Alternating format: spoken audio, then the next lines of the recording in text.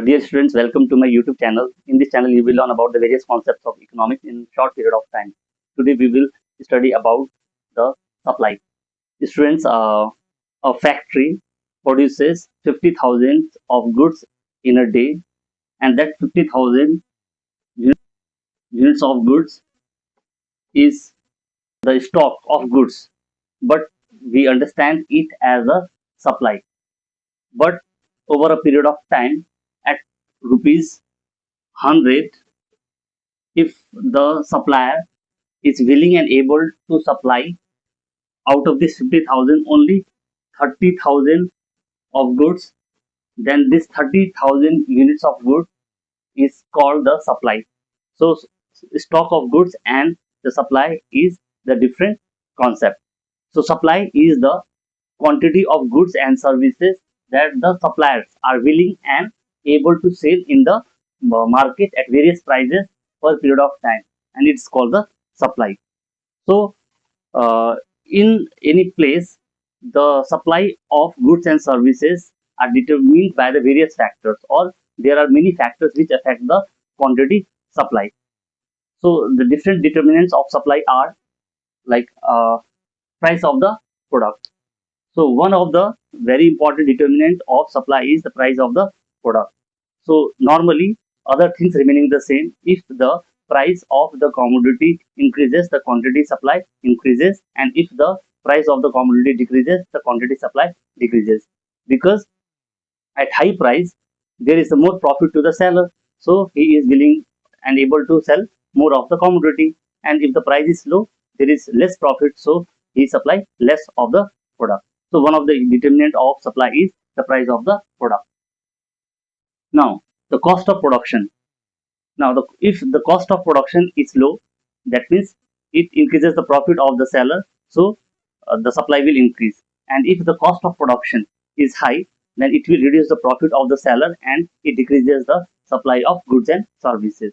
So cost of production is also one of the important determinant of supply. Number of firms.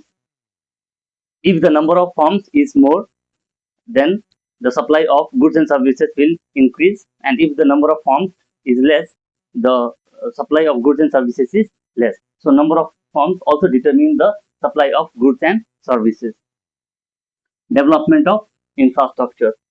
Now one of the important factors that leads to increase or decrease in the supply of goods and services is the infrastructure. If in any place, if there is a good roads, a good transportation facility, communication facility, then it helps to increase the supply of goods and services. On the other hand, if the infrastructure is poor, there are no good roads, there is lack of communication facility, that will reduce the supply of goods and services. State of technology.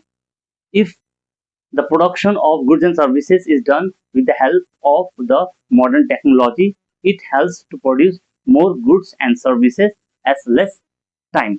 So it helps to increase the quantity supply.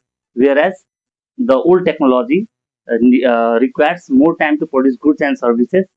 That means it decreases the supply of goods and services. So the state of technology is also one of the important determinant of supply. Government policy.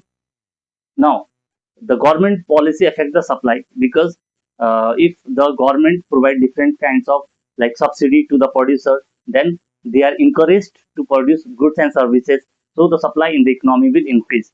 On the other hand, if the government impose more of the tax on the goods and the services, then that will discourage the producer, and which decreases the supply of goods and services. Objective of the firm. The supply of goods and the services also depends upon the objective of the firm. If the objective of the firm is a sales maximization, that means the seller wants to sell more of the goods, then he at the low price he supply more of the goods and the services. That means supply will increase.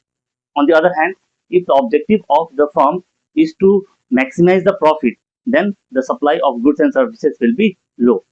So objective of the firm is also one of the determinant of the supply. Thank you for watching my video. If you find this video helpful, please like, share and subscribe my channel. Thank you.